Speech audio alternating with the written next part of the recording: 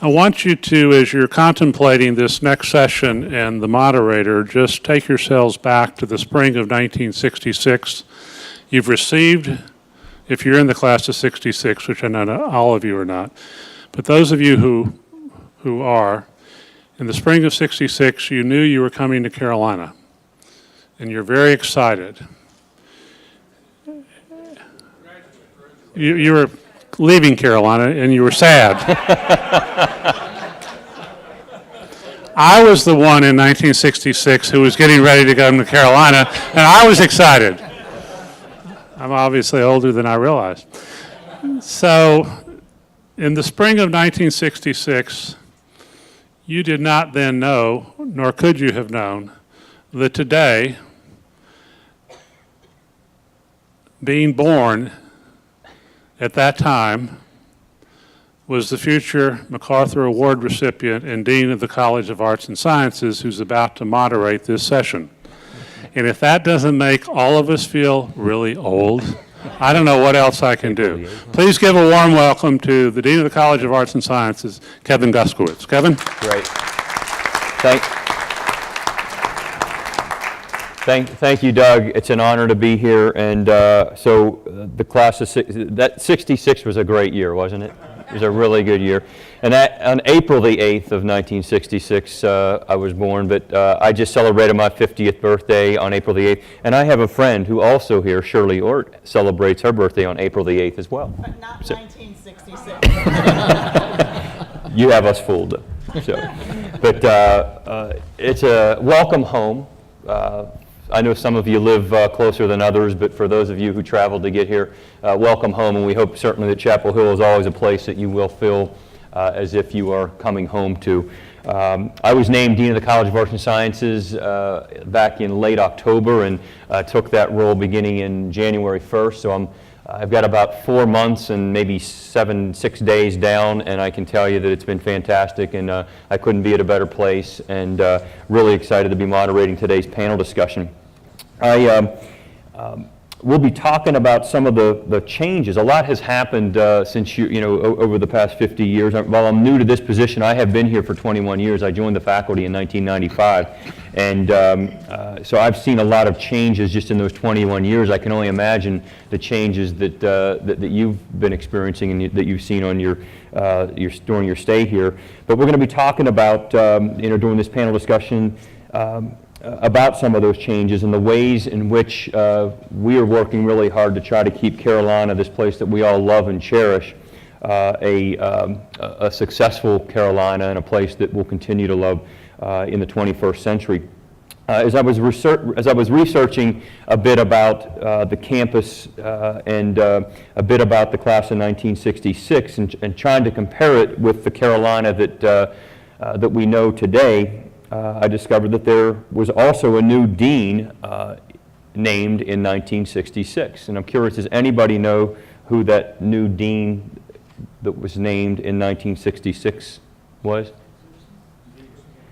Chancellor Sitterson was just taking office at that time as chancellor, but as dean, you said Dean Smith. That may have been right. There may be some truth to that. But I'm sure that Doug knows the answer because he is like he's a walking history book of Chapel Hill. Doug, you don't know the name? No. John Charles Morrow III. He was the 7th dean of the modern-day College of Arts and Sciences, and 50 years later, I am the 21st dean of the College of Arts and Sciences. So, going to fast forward here and on the slides, and right after this discussion, Steve Farmer is going to be leading a session called Diversity Then and Now, and I hope that you'll be here to see that, in which you'll be hearing about still more ways in which the campus has changed in the past few years. But I'd like to highlight a few others. Here are some of the buildings that have gone up on campus since the class of 1966 graduated.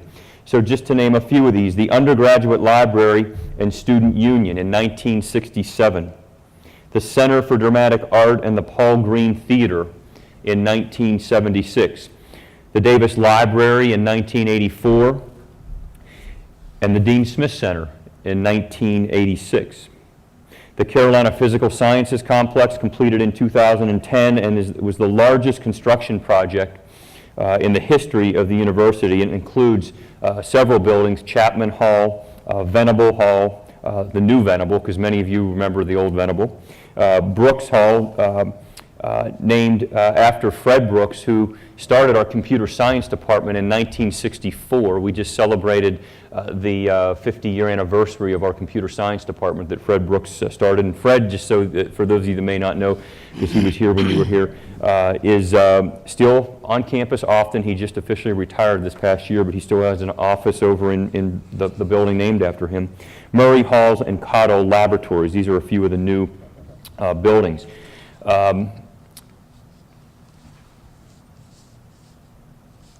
There we go. Some things never change. As our campus has grown and matured and begun its third century, we face different challenges than we did when most of you attended classes here, but some things are timeless, as you'll see, such as the beauty of our campus. And the sun will shine, as Doug has said. It's going to be a beautiful weekend. On the left side of this picture, you see the old well in the south building. Although the photo itself looks old, the view is much the same as it was in 1966 whenever you graduated from Chapel Hill. In the center are pictures of the Beat Duke parade from the 1966 Yakety Yak yearbook. That rivalry is as fierce as ever. On the right is a page from the Carolina Alumni Review in which the UNC class of 1966 is being called at least at UNC at that time in 1966, was being called, quote unquote, a stronghold of liberal learning. The administration is fretting over insufficient funding by the state legislature. As we said, some things never change. And Chancellor Sitterson is quoted as saying that Carolina should not be, quote unquote, an ivory tower university insulated from society. Does that sound familiar? And then finally, before we turn it over to our panelists, I've just highlighted a few other changes that are rather dramatic. Here are some stats from the UNC of 1966. Courtesy of the University Archives and Carolina Alumni Review, as well as comparable data for today. You can see that our undergraduate class population has more than doubled during that time. For the 11th consecutive year here at UNC, we've set a record for admissions applicants. We received nearly 38,000 applicants and will admit about 4,100 for the class of 2020. Our male to female ratio is vastly different today than it was 50 years ago. And we are still attracting the brightest students in North Carolina and the nation. But more of our students need financial help as the cost of attendance has risen steadily over the decades. One of our panelists today, Shirley, will be talking more about that in a moment. But again, just to sort of highlight some of the dramatic differences from the campus that we live on today, and the one that you left 50 years ago. So now that I've set up the ways in which our university has grown in the past half century, we'll be taking a look at how we can preserve the quality of Carolina.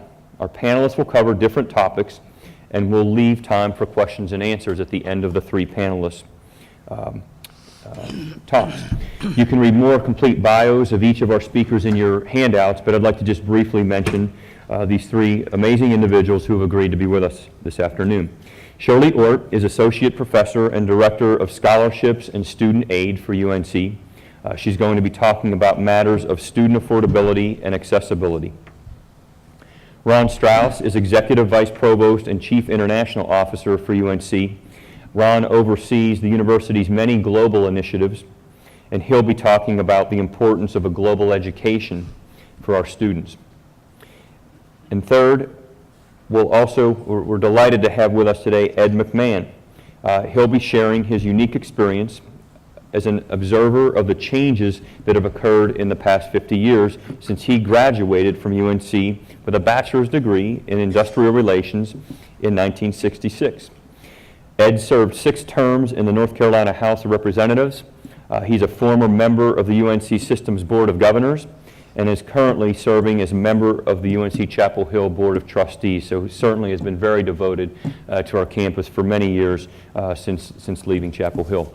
So with that, we're going to turn it over to our first speaker, Shirley Orth. They're each going to speak for about 10 to 12 minutes, and then we'll open it up to questions and answers. So again, it's a pleasure to have you here today, and I know that you're going to really enjoy this. So I'm going to turn it over to Shirley. Can you tell me if this is working? I don't think so. Is this better? It's pretty close. Okay, it works. Yep. Okay, good. And right here. Welcome home. I hope you're having a good time and renewing friendships and celebrating a lot of the happy memories that you had when you were here years ago at Carolina. I didn't have the privilege of attending Carolina, but you would have been the cool upperclassmen that I would have wanted to have hung out with, because I was only a couple of years behind you in my own education. So I'm truly talking to my peers today. We've been asked to stay seated because it's a little close behind us and we could fall off the platform here, but I'm going to stand for just one moment because I want to show you something that I brought with me. And it's a picture that has hung in my office ever since I came to Carolina, not quite 19 years ago. And in the forefront of the picture is Professor Bill Gear. Is that name familiar to you?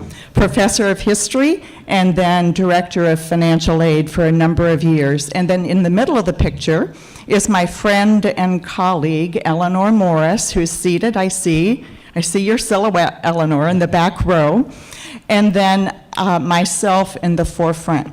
And it was taken at a scholars event one evening, but it's been such a powerful image for me about the legacy, the history, the traditions, and the renewing mission that we have that we're fulfilling here at Carolina. That being both excellence and affordability and access for our students. So let me stand for just a minute. I'll be very careful, and please, this would be even better. So you see Bill there with all of his furry beard, and then Eleanor and I. So I will take it with me when I leave the office, but I will show it to the new director. I'm leaving July 31st, leaving my post, but I'll make sure that I show it to the new director to remind her of that history and tradition. And by the way, when I was just a youngster starting out in this profession, Bill Gear was a leader, and some of my happy memories of the early 70s was spending time with Bill when we were meeting at national meetings, and then after that, Eleanor. So we're going to talk a little bit today about why we invest in financial aid. And we invest in financial aid because it's critical to achieving excellence at Carolina. Now let me explain what I mean about that. When Steve Farmer admits students, he admits the very best students that he can bring in, and we don't know whether they need money or whether they don't. And then we use a mix of scholarships and aid, financial aid, some of which is need-based, some of which is merit-based, in order to attract those very best students that we can get, therefore furthering our mission of access and excellence and equity and diversity. There's a reporter for the New York Times that I follow quite often, Adam Davidson, an economics reporter, and he recently made this statement. If an elite school, see, I can't quite read what's on the back, so I'm going to have to get this. If an elite school insisted on admitting only students willing to pay the full freight, they would soon find out that they weren't so elite. And what we mean by that is, since we try to get the best students we can, we know that a number of them need need-based aid. And in some simulations that we've done, if we pull out those students to whom we're giving need-based aid, our metrics plummet. We're not doing that. A lot has changed in 50 years. The U.S. population when we were in school, or in 1965, was 194 million. Today, 319 million. I'm reminded of a classmate that I had in 1968, and he was doing his honors thesis, and the title of that thesis was 3 Billions Company, 4 Billions a Crowd. And in 1965, the world population was about 3.1 billion. Today, it's about 7.1 billion. So growth everywhere. There were 3 TV channels, and today in most of our homes there are 190. Probably not in mine, but in a lot of homes. A computer cost about $900,000 and was as big as a bus and had nowhere the computing capability that you could get in a little cell phone today. And just over 10% of Americans were going on to college.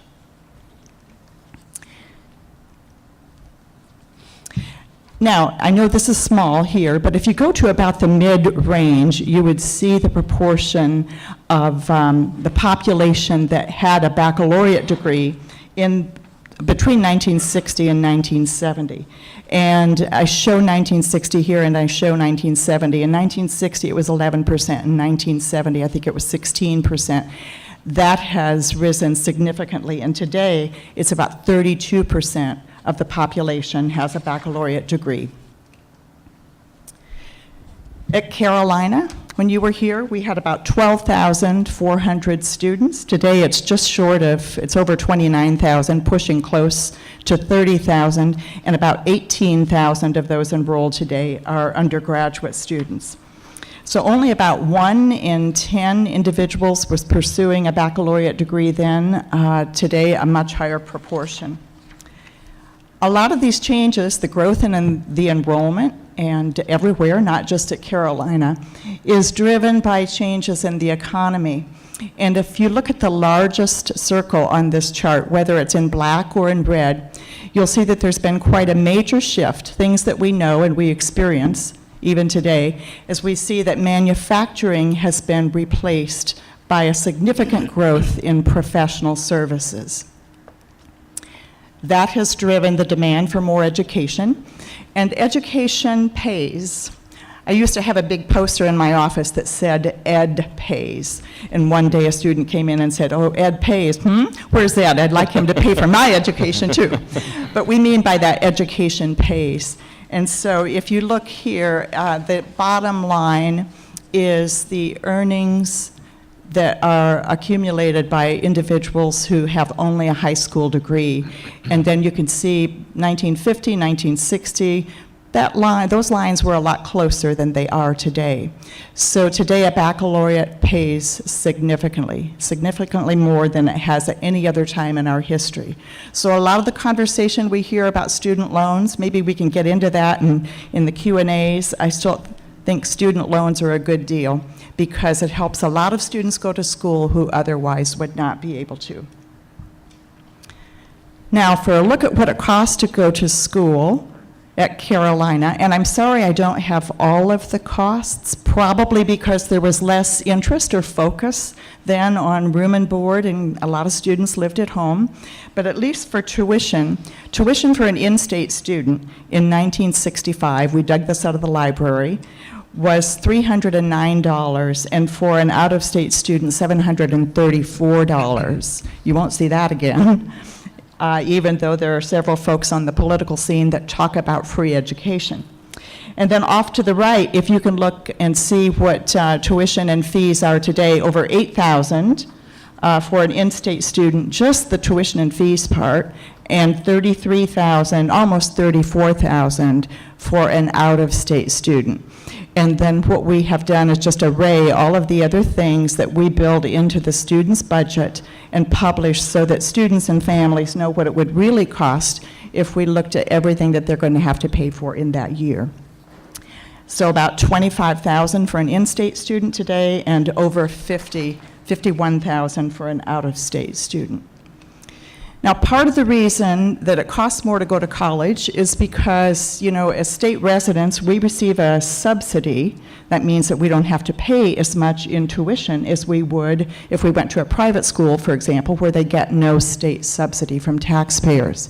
Well, one of the reasons it costs more, just one, is that those subsidies have declined as tax revenues have been short, and we've needed to spend money on a whole lot more things, and institutions, including students and families, have been asked to carry a larger share of that responsibility. So, and this is true for most public universities, the main driver in the increase in cost of tuition has been the decline in that subsidy.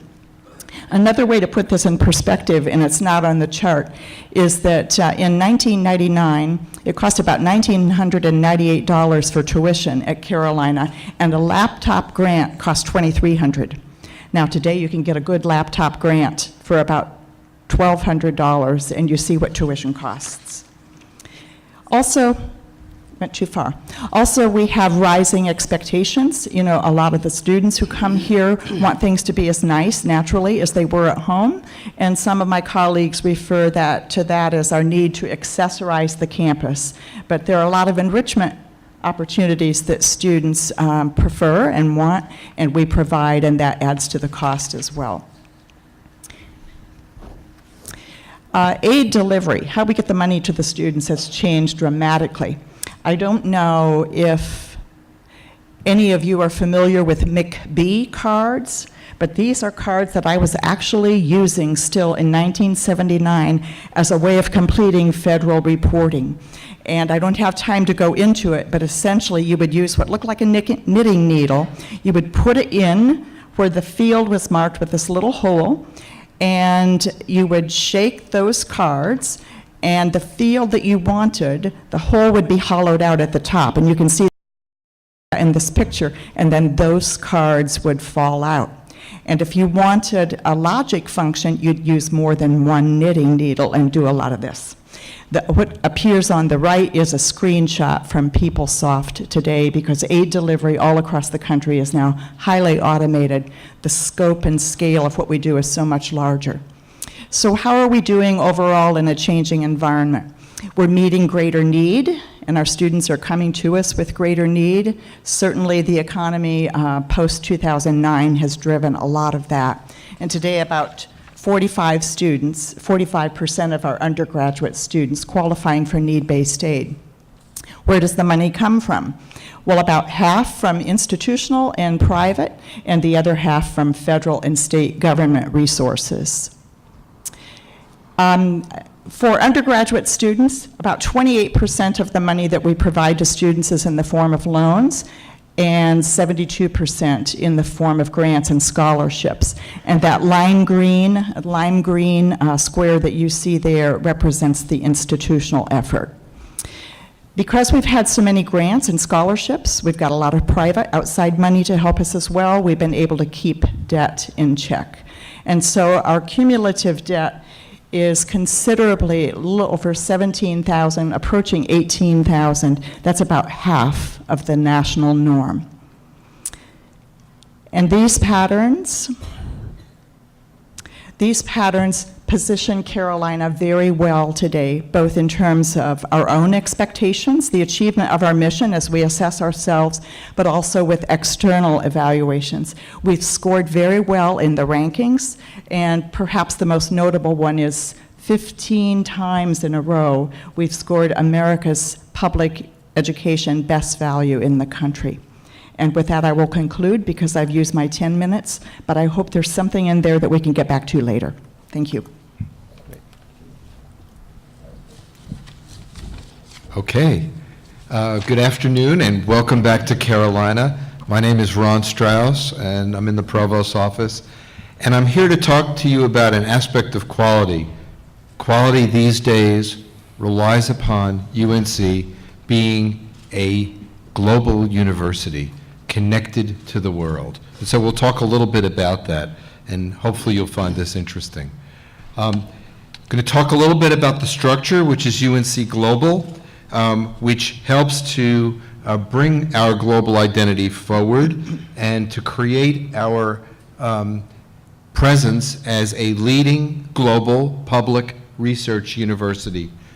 Really, we're about preparing students for life in an interconnected world, helping the state and the nation to succeed in an ever more global environment, and addressing some of the world's most vexing, difficult dilemmas and problems.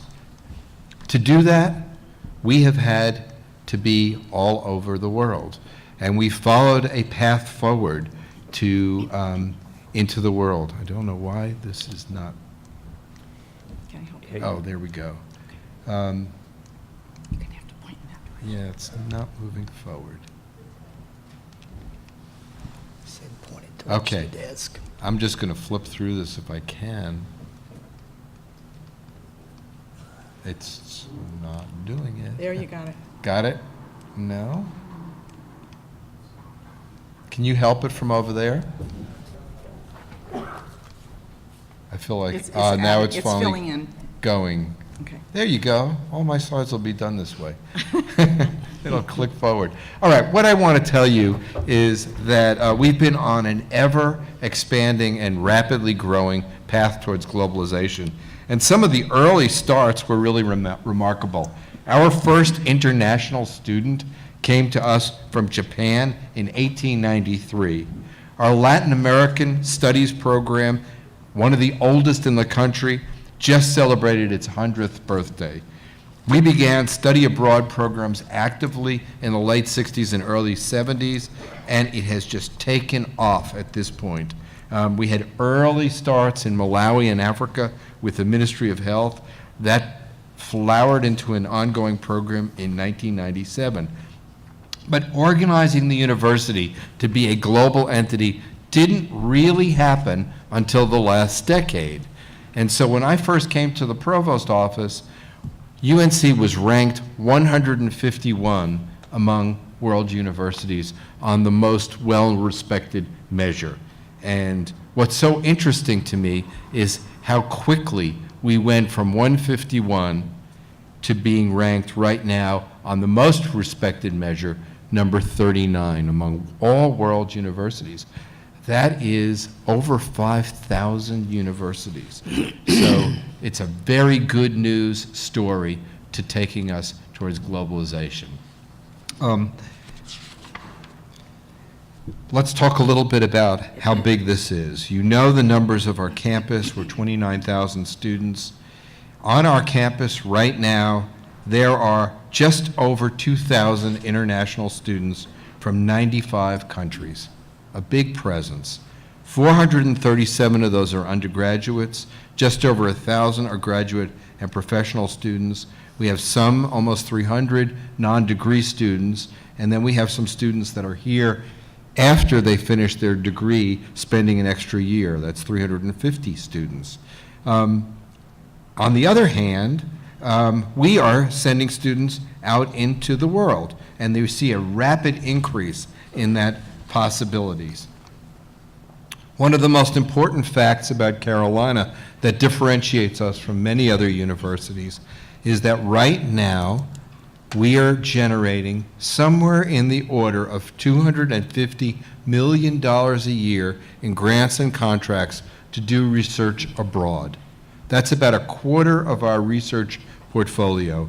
And right now on this campus, we have something around 1,400 scientists, visiting scholars, working along with our faculty and our students from over 70 nations. It is remarkable to see how global we have become. This is not wanting to do it. Oh, there it goes, and now it's going to go 2 slides. Students studying abroad.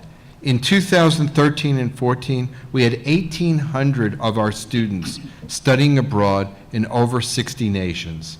About a third of Carolina students spend a semester abroad on credit-bearing study.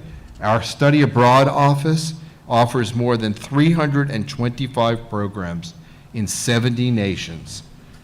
We also offered over $3 million in grants and awards to help students get to places out in the world. But it's important to realize, I don't know why this, can you help me maybe? Okay, there it goes. One of the things that does happen is not formal study abroad, but it is service learning and global degrees, and Carolina is doing that very avidly, including we've got a program for global gap years. Those are students that take a year off between high school and college and go someplace in the world on a supervised study or service program. UNC Global is the structure that helps make this happen. It supports and promotes faculty and research partnerships.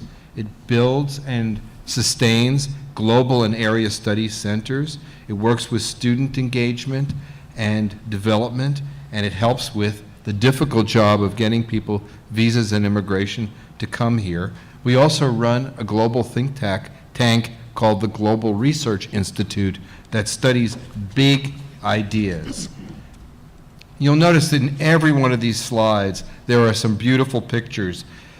I'm going to tell you a little bit about faculty research. This is a faculty member, Shirley Rivers Midalco, and she's a professor in the music department who started Yole Africa, which is a cultural center that provides youth in war-torn Democratic Republic of the Congo with skills and education and cultural opportunities to thrive despite the conflict in the region. This is a picture taken of a marine scientist's opportunity. Carol Arnosti in our Department of Marine Sciences works with university researchers in Bremen, Germany, where they have a icebreaker research vessel to go to the Arctic. That's one advantage of partnerships, is sometimes we can do things on partner campuses we can't do on our own. Out of her work have come some really amazing information about climate change and other changes in the Arctic. This is the work of Andy Reynolds, a political science professor who published the first ever study on transgender and gender variant individuals elected to world office that are serving as public officials around the world. Goes out into the world. He actually works on building democracy. Another example of Carolina's global research is the USAID-funded Measure Project, which evaluates health systems in over 40 world nations. A fabulous and the single largest, I might add, project that occurs at UNC. This is a picture of Professor Yang Song from our Center for Urban and Regional Studies, where we run a program on Chinese cities. Where else would you want to study the impact of metropolitan development and environmental change? China is an outstanding place to do that, and we have hosted over 24 Chinese researchers on the UNC campus doing work in this regard since 2003. We have a wide array of university partnerships. We tend to focus on a few partnerships, not a large number, and we build them around faculty-to-faculty relationships, and they involve numerous schools. I'm getting there. Oops. Here's a picture that has a few of our strategic partners on them. These are our lead partners in Zambia, in Singapore, in Beijing, in London, King's College London, in Quito, Ecuador, and in Tübingen, Germany. So you can see we're in many places around the world.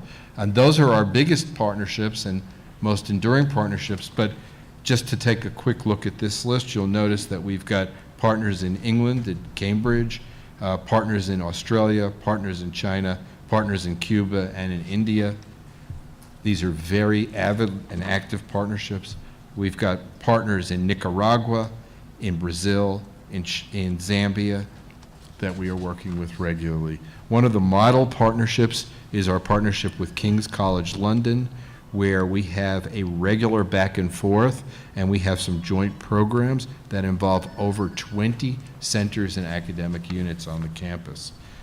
UNC has a wide array of campus area studies centers. Some of them are joint with Duke. I have a nice list of those centers that is going to come up, if I can get this slide to go forward.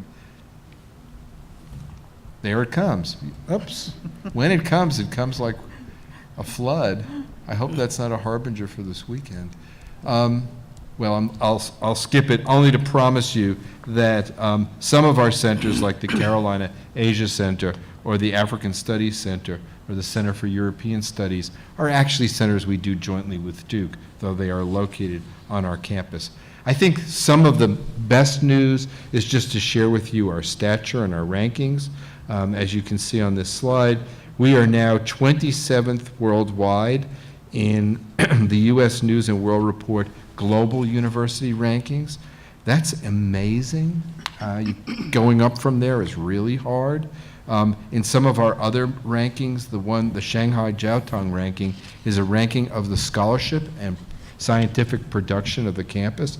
That's 39th worldwide among over 5,000 competitors, and you can look and see that each of these places us in a very, very positive realm. One of the things I'm most impressed with is that we're 15th among American universities in the production of alumni for the Peace Corps, and we're first among American universities in the production of loose scholars who study in Asia. One of the vehicles for making Carolina more global is what we call the Chancellor's Global Education Fund. It's a fund that all donors are available to give to, and it allows us to help students who otherwise could not be abroad to get out into the world and experience a global education. So for us, it's about embracing the world. It's about embracing all the possibilities with a Carolina vantage point. And I'm glad to participate in questions, but it's great to have the chance to talk to you about this. Thank you. Good afternoon. It's great to be with you. I appreciate very much, Kevin, giving me the opportunity to serve on this panel. My roommate from 1966 is in the room with his wife, Helen, and the last time we saw each other, we were on the train on the way to South Bend, Indiana, to see North Carolina play Notre Dame about 10 years ago. Maybe some of the rest of you were there. So, Paul, great to see you. I was asked to talk about nothing nearly as exciting as what Ron just did, but to really talk about the state funding for the university and what's been the history of it and what does it look like going forward. I would like to start off by just talking to you for a little bit about the state budget. Pretty dull stuff, but when I served in the legislature starting in 1994, the state budget was around $6 billion. Today, that same state budget is around $22 billion, $23 billion. So there's been a tremendous amount of growth in state spending that's occurred in the last 20 years. Back when I started serving, actually about 65 to 67% of the state budget went into education. That represented, of course, K through 12, as well as community colleges and university. Today, that is just over 50%. So there's been a substantial decline in money available for education. Unfortunately, that money has been taken up by Health and Human Services, primarily in Medicaid. It has gone from about 5% of the budget now to almost 20% of the budget. So that's basically where the money is going. So, a little bit more into crime and justice, but primarily in that particular area. I hope you can see these numbers. I really wanted to start out on the first slide that shows you down in this bottom section of the numbers. It shows you the total revenue and also at the top the expenditures for the entire system for the last 5 years. This is not just Carolina, this is the entire system. You'll note on the first line the state appropriation is about $2.485 billion in fiscal year 2010-2011, And last year, it had increased only to about $2.5 billion, which is actually only about a $31 million increase, which represents only about a 1% increase over the last 5 years.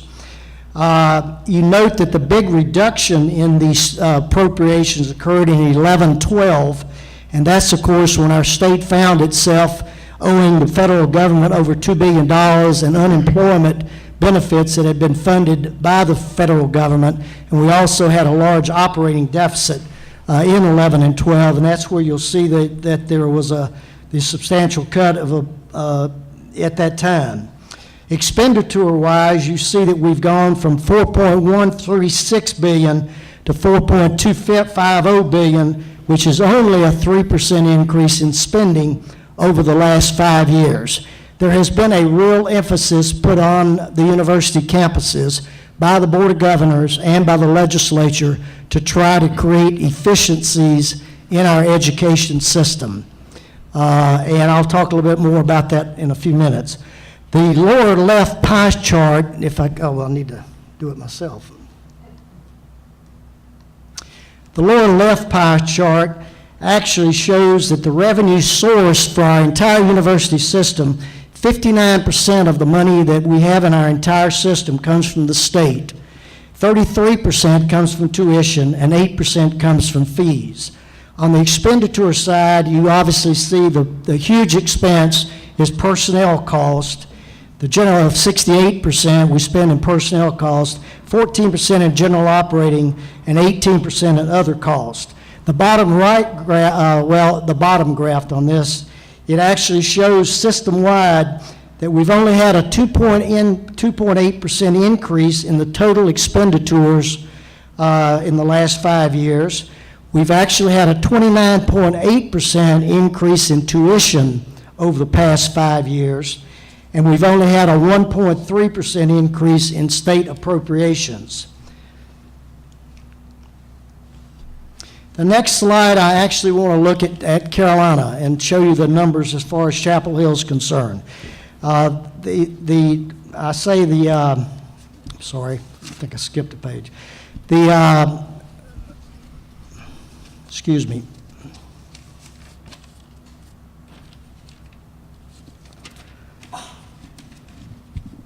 The next slide, we look at Carolina. The total revenue, which is in the second group of numbers, it shows that Carolina's only gone, that the actual state appropriations for Carolina has actually gone from $520 million down to $479 million. So we've actually had a decrease of about 8%, $41 million.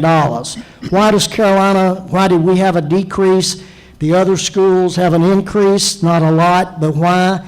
Primarily because, of course, we've had very little growth at Carolina over the last 5 years.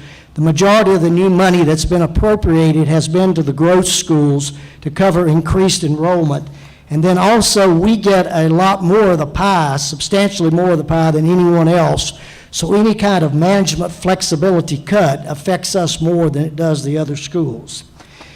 Note that the total revenue from all sources has increased from $855 million to $910 million, 63% of this increase has come from a tuition increase. So our tuition has gone up in a substantial way at Chapel Hill. If you look at the expenditure side at the top of the numbers, the same $54 million increase, which is just over 6.4%. We've actually had an increase in expenditures of about 6.4%. The lower left, or the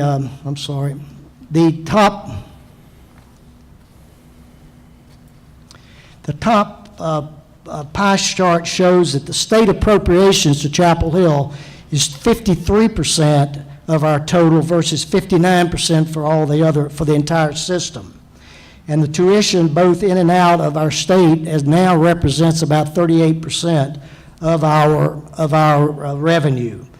The lower graph actually shows that 6.4% on the right, shows that about 6.4% increase in total expenditures, a 31.2% increase in tuition, and a 7.9% decrease in the state appropriations, which I had mentioned earlier. The next slide, we actually compare all the campuses on the UNC system to show you the amount of revenue that each campus gets. Please note, Chapel Hill, we get more than any other school. We get about $22,000 per student, higher than any other campus. Obviously, the School of Arts and the School of Science and Math, they're way high, but they have such few students, and it's basically a high school also. And the school closest to us, as you note on the list, is East Carolina, and it looks like it's about $19,700 per student. And the primary reason that Chapel Hill and East Carolina get substantially more than anyone else is because of the med school, the dental school, and the law school. We have the disciplines that require more money for teaching and so forth. And of course, East Carolina has the med school and a dental school also. The next slide actually shows the history of over the past 10 years. So you get a little better feel for what's going on for over a 10-year period. It shows that the per year funding by the state over the 10-year period, it's actually a substantial increase occurred in 05, 06, 07, and 08. You see that there were actually a 10%, 14%, and a 12% increase those 3 years to the university system. And that was obviously before the Great Recession hit in 2008. Lots of money in North Carolina. The economy was doing great. They were trying to find ways to spend the money. The increases became decreases, as you see in 08, 09, and the largest reduction that we've had in the system was in 08, 09, and that was 5%. The bottom chart, the bottom chart and graph actually shows that how Carolina fared over that period of time for the same 10-year period. We had actually increased to $543 million in 07, 08, and now we're down to $479 million. So you can see there has been a substantial drop from the very high that we had.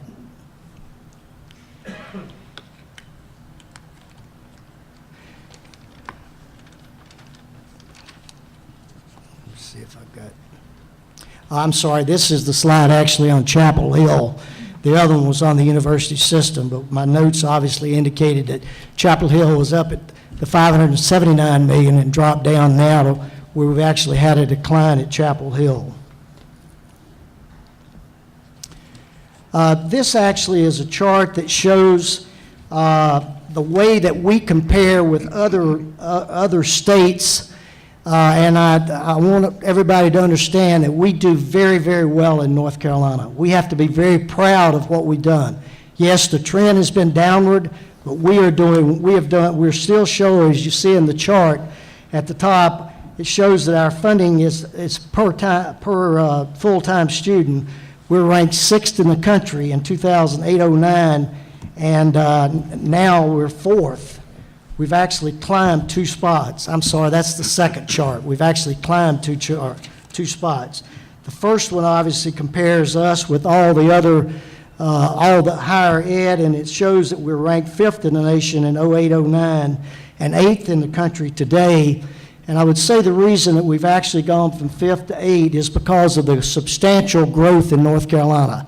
We've actually grown faster than almost any other state in the country. So therefore, the denominator, the per capita spending actually has not improved. It's declined because of the growth in the state.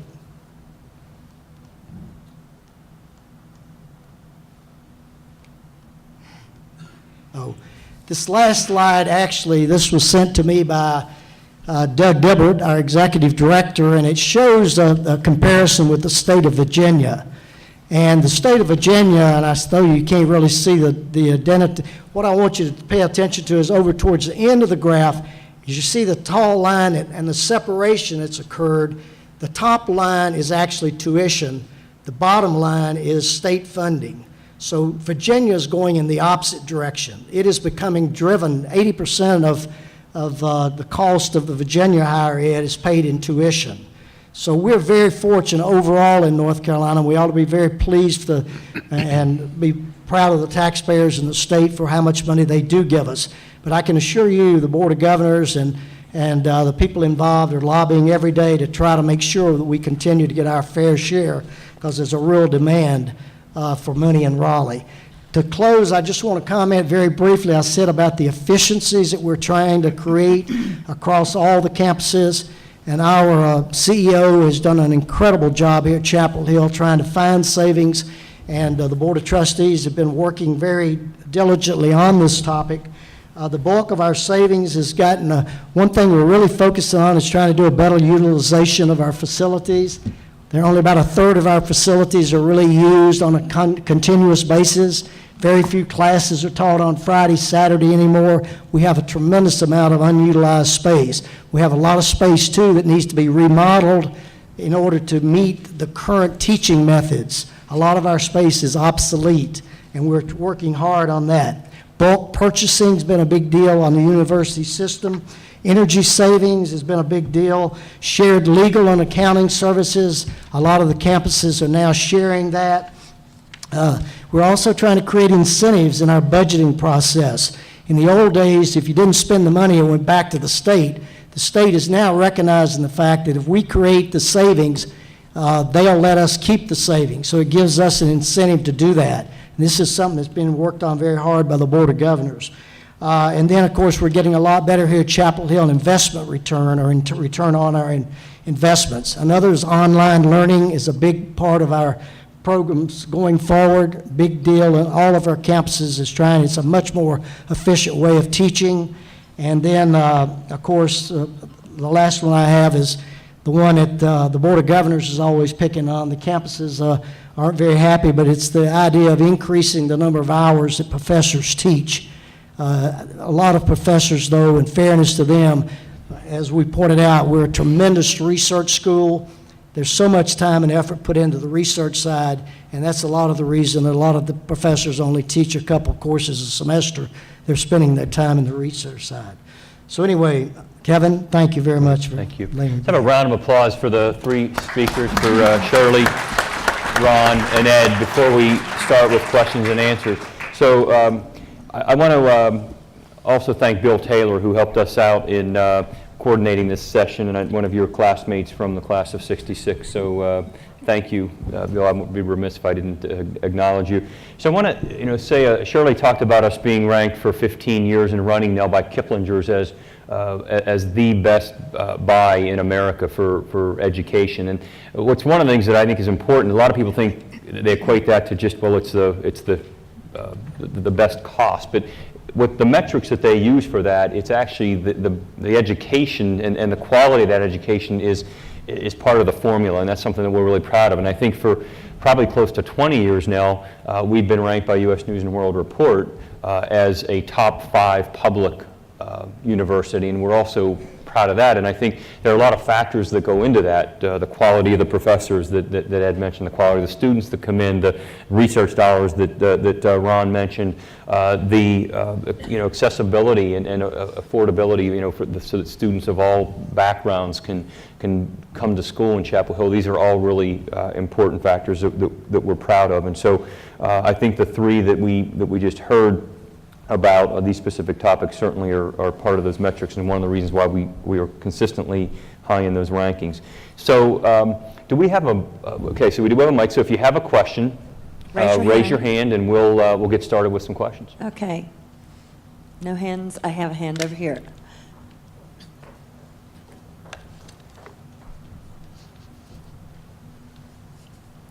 Okay. I wonder if you could tell us about the Carolina Covenant and what it does, and what kind of sacrifices have to be made to sustain it. I'm pleased for the question, actually, because it's always hard to figure out what will fit in a 10-minute presentation. The Carolina Covenant is a promise to future generations of students that if you qualify to get into Carolina academically, we'll make sure that you can come here and graduate debt-free. If you also do the things that we ask, and one of which is to take a work-study job so that there's some self-investment in that process as well. We have now benefited about 6,000 students since it started. We currently have 2,100 Carolina Covenant students on this campus. We've graduated 2,500. And so they're out there and they're beginning to come back and help us with our messaging to others. It costs money, but not as much money as you might think. And the reason for that is if they were to come here or were to have come here and we didn't have the covenant, we would still, under existing policy, be meeting their full need.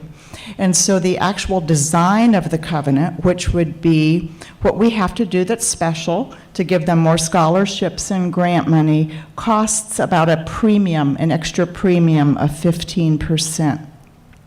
We've had generous contributions. Certainly the endowment is not large enough to sustain it, but we're working hard on that. The thing we're most proud of, in addition to bringing them to us and keeping Carolina's promise alive, that if you're smart, you can come here even if you don't have resources, is that we have elevated, we've worked with these students, and it takes all of us. It's not just my office, it's everybody at the university. By wrapping support around these students, we've significantly elevated their academic performance, and we measure that first and foremost by the 4-year graduation rate. The control group in 2003, just before we started the program, that would be our low-income students that were currently here, had a graduation rate, 4-year graduation of 56.7% in 4 years. Today, it's 80.7%. And so we have elevated their academic performance, and of course, when we do that, the metrics of the entire university go up as well. So we're really proud of what they've done. We think that it's been possible because we've removed the financial barrier, but it's also been made possible because we've been watching carefully to see who's approaching trouble and then trying to work with them. That's a long answer. Well, can I jump in a little bit on that, as long as this is a panel? I happen to be a Carolina Covenant mentor, so I have about 25 students that get assigned to me at the beginning of their first year here at Carolina. These are amazing students. They're students that are breaking out of poverty, they're hardworking, they're really motivated, and their accomplishments are just remarkable. So I get the ones that are interested in going to medical school or dental school, and I've got graduates that are Carolina Covenant mentees at the top medical and dental schools in the United States now, and they are thriving.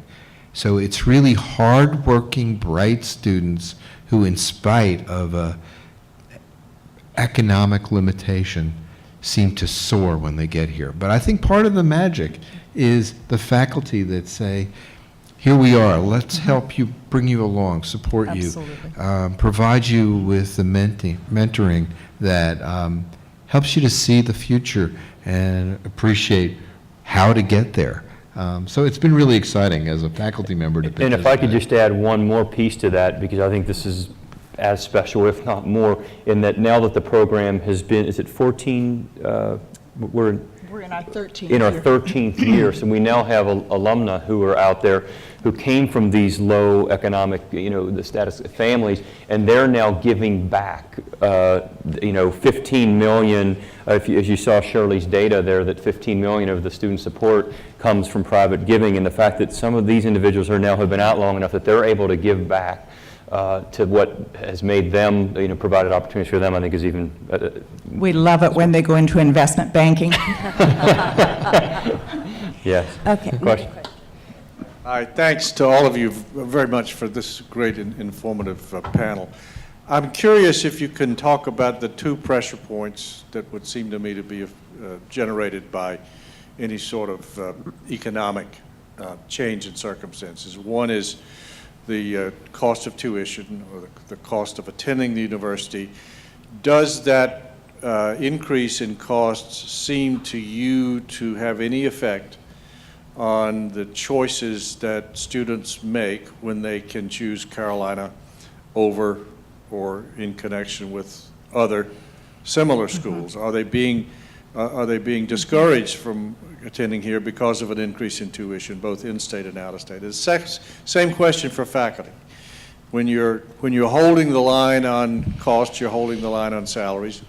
Are you feeling pressure in the recruitment of the kind of faculty that we all remember fondly? And is there concern that the increased costs and the decline in legislative appropriations or other sources is being felt in the competitive way in which you have to deal with potential faculty members? Anybody? Great question. I'm going to take the first one, and then Ron whispered to me he'd take the second one. We're doing really well, and that shows up in the rankings, but boy, we feel the pressure in trying to maintain what we're doing. Our tuition, even though it's gone up significantly, it's still in the lowest quartile among our peer institutions, and our aid is better. But it's increasingly a challenge to make sure that we have the aid so that we can keep the existing policies that we have. So believe me, we feel those tensions, and it's only by exercise of will and effort and priority that we've been able to stay need blind in meeting the full need of those students. And you know, one of the things that causes me to feel so loyal and proud of this university is I think I've now worked in almost 19 years for several chancellors. I haven't counted, but I think it might be 5 or 6, and 7 provosts, and now Steve Farmer is my supervisor as vice provost. And there's been a continuity in that entire time of our commitment to achieve excellence and to do so for all students, whether they come with family resources or they don't. But we do feel the tension, and some recent state policy decisions have made that a little harder for the reasons that Ed was just describing. Thank you. So I'll try and take the question about faculty. You should know that as my job in the Provost's office, I'm the person that has to help craft the retention of faculty. And this is the time of the year where faculty members will frequently get job offers from other major universities. And those will come to me through a dean. I work with Kevin all the time, but not just with Kevin. I work with the dean of business or the dean of medicine or all of our schools, where they're faculty members who live in a competitive market. Let's face it, they're part of a community of scholars. They're going to get offers. Our faculty are high-performing faculty, and it's our highest performing faculty that attract the most job opportunities. And sometimes they get offers that pay a lot better than Carolina is paying. And we had at some point in time had to decide, are we going to compete to hold on to good talent, or are we going to see them leave the campus? It's expensive to let them leave the campus because we have to invest quite a lot to start people up and get their careers running. We really would rather not have that happen. Now, not everybody gets retained. That's really clear. So I warned faculty members. I said, don't bring me an outside offer unless you're ready to go, unless you are really serious. This is not a game that we're playing, because we might say to you, congratulations, have a good time at Cornell or Penn or wherever it is. And that's happened. But for most of them, what they do is they come in, and the dean has already spoken to them, and we have a conversation. And my conversation is not only about money. My conversation is about, what was it that brought you to Carolina in the first place? What was your dream and hope? And has that been fulfilled here? And what is it you're looking for in your next period of your career? Is it all about money? Is it about other aspirations? how can we help make this the place that you want to spend the rest of your career at? Sometimes it does take meeting an outside offer to make that happen. Sometimes it doesn't. Sometimes it's just a reminder of what was the original motivation and what they were looking for. And on occasion, people leave. We had 16 faculty members last year take jobs in other universities. That's not too bad on a faculty of almost 3,700 faculty. Not too bad, but we had to work really hard to make that happen. So it's a fundamental question, Yep, but we're in it. And when the tuition dollars or the state support slips, it's harder to be competitive. Sometimes we have to use private money to make that happen. Bill, if I could, let me just make one comment. As far as the tuition's concerned, last year, we actually got a directive, the Board of Governors, that told us that we had to raise the out-of-state tuition at Chapel Hill by a certain amount of money. There's a feeling in the legislature that Chapel Hill could raise their out-of-state tuition. My son's arriving next week. That's the reason you're asking. The legislature feels like, and because we can always find many more students than the 18% cap, it's always been that way at Chapel Hill. State, they have 11%. They can't even get near the 18%. But we're always worried about getting over the 18, so they figured we could raise the tuition. Carol, our chancellor, came to the Board of Governors and made a passionate plea not to let the tuition go up to the 38 to 40,000 where it was headed, or on up somewhere around 40,000, because she felt like when it gets to that level, we're going to start losing some really top-notch students from around the country that would bring a great deal to our campus. And she was incredibly concerned, and the Board of Governors worked it out to where some of the other schools picked up part of the increase where Chapel Hill didn't have to do it all themselves. So Tom Ross worked it out to have some sharing, but that was a big concern. As far as the faculty is concerned, I would just say this: we, the Board of Governors and the state, we give the campuses a lot of flexibility, and there's a lot of resources that we have here at Chapel Hill that we draw from to try to do a good job of retention. And I think we've done an amazing job when you hear the numbers that were just mentioned by Ron. And we lose some, gosh, it breaks our heart, but overall, I think we're able to do a good job. Okay, Great. another question here. Got a question? I'm proud of the university, but I'm also very unhappy. And my question to Mr. McMahon is premised on two observations. The first of which is the legislators take an oath of office to support the state as well as the federal Constitution when they take their office. And our state Constitution says education shall be free from kindergarten through 4 years of college to the extent possible. And that needs further definition. And we are paying, the other observation is, the new chancellor being hired at East Carolina, the paper says, will be paid $450,000 versus the governor's salary of $160,000. And the attorney in the president's office is paid $350,000 versus the attorney general of North Carolina getting $120,000.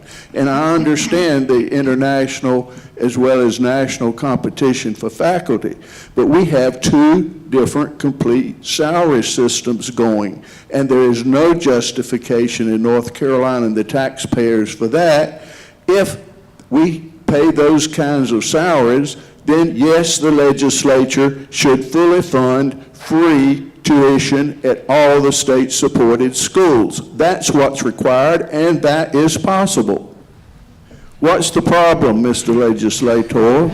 I'm not there anymore, thank goodness. I've been out 10 years, and I don't want to go back. I would just say to you, as far as free tuition, it's $8,000 versus $35,000 it cost in Virginia. It's still pretty darn reasonable. And there's been other demands on the money. All you can do is generate more money, is to raise the taxes or do whatever. Maybe that's what we should be doing. to have the free education. There's a lot of demand on other money, and the legislature has felt like, even starting back in the early 2000s, that we ought to become more tuition-driven. There's a lot of people that live in this state that make an awful lot of money, and for them to be able to send their kids to Chapel Hill and pay nothing, it just doesn't seem quite right when you've got, I would fit in that category. I don't think my kids should have come here for nothing. And I'm very happy to pay the $8,000.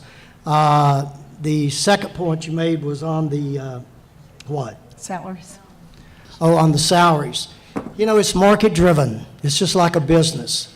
And the people that we're hiring, the Carol Volts, the Tom Ross, all the people that we hire for these top-level positions, they're professionals. That's the market. That's what the market dictates across the country, if you're going to get the top people. And so I understand what you're saying.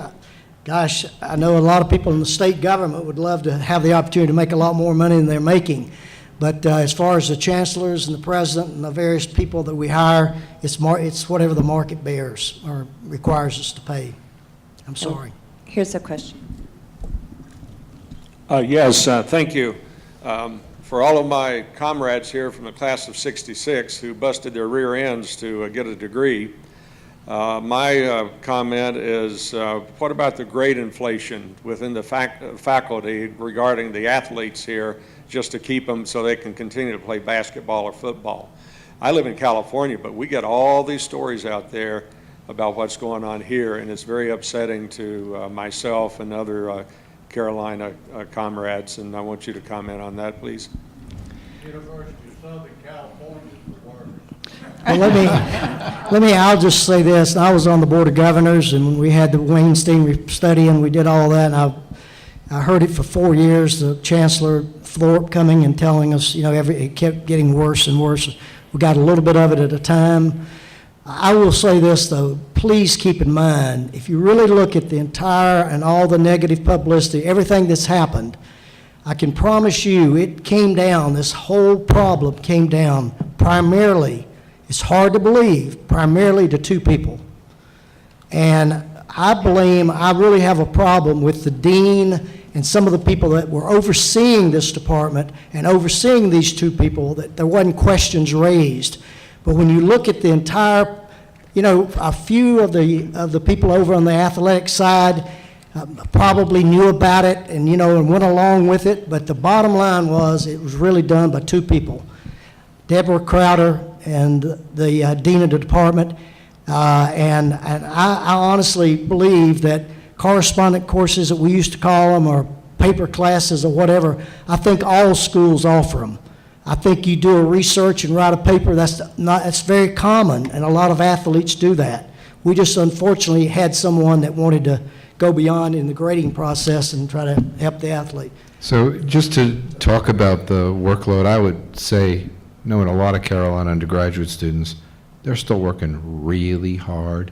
This is not a school you don't work hard at. And if you want to notice how many red eyes and tired people there are, just look around the campus. They are hard working, and they're taking hard courses. And things like the paper classes, those are of the past. Right now, all you can do as a professor is offer 2 independent studies, and you have to have a formal syllabus of readings and assignments associated with it. There really is no more latitude for anything. A lot of things got tightened up in the last few years in response to things that shouldn't have happened.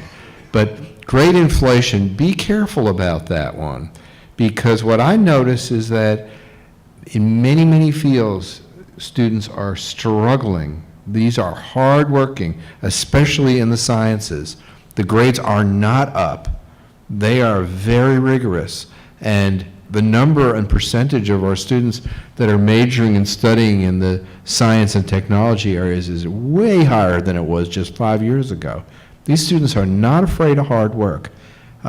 So I would encourage you, had you been here maybe 3 or 4 days ago and walked into the library, you would have had a pretty good snapshot. They do know how to play, but they know how to work, and they work hard.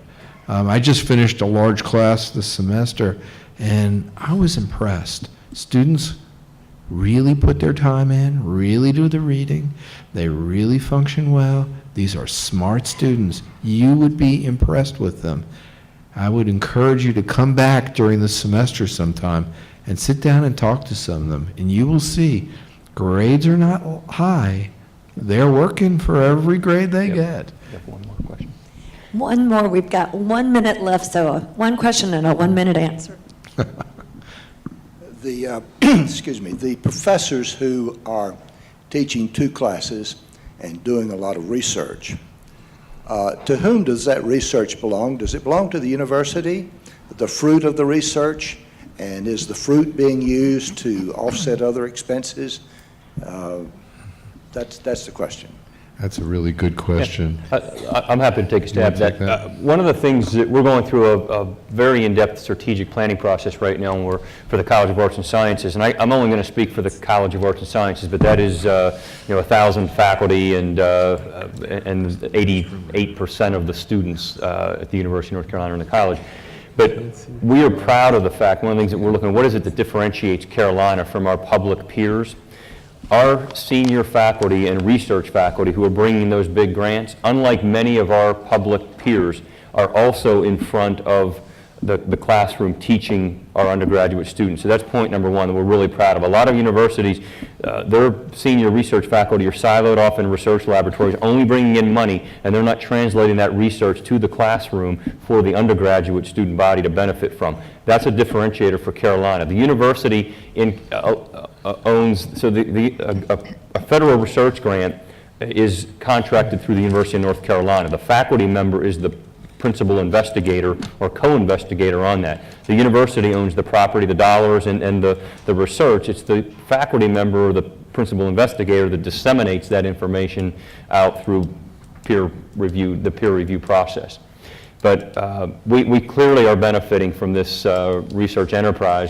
Close to $900 million is that research enterprise now, and the return that we get from that in terms of indirect cost benefits the university at large. I want to add too that almost all those professors have students in their laboratories Absolutely. that are working with them. And so, while it might not look like a course, they're mentoring those students, and those are our future scientists. And I think it's, the way you pass that baton in a university. The other thing is these counts of courses don't fit a lot of our schools. Remember, our largest single school is the medical school. We have 1,500 faculty members there. They don't really teach regular courses, but they may be neurosurgeons teaching people how to do neurosurgery, but it doesn't come up as a class and a course. And sometimes when you read these numbers of courses, you say to yourself, oh, they're only teaching 2 courses a semester. What are they doing with all their time?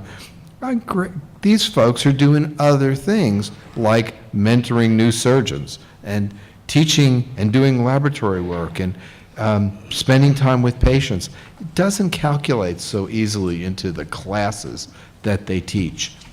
You're familiar with the undergraduate world, and in that realm you can do that kind of measurement a lot better. But a lot of these numbers look across the university, and they look at the School of Government, and they look at the law school, and it doesn't exactly translate.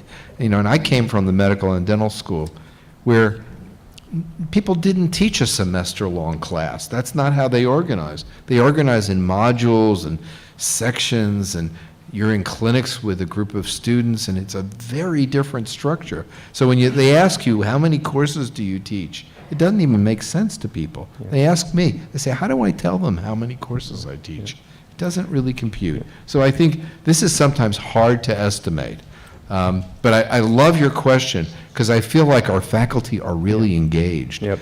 So if we discover the cure to cancer, does that belong to the University of North Carolina, or does it belong to the professor who stayed? Who owns the innovation? It's actually a combination. If it's patented and there's money coming out of it, usually there's some for both. Yeah. So, we'll be happy if we can cure cancer. Right now, we're working really hard on this campus on the cure for AIDS. AIDS is treatable now, but it's not curable. And the cure is being worked on this campus.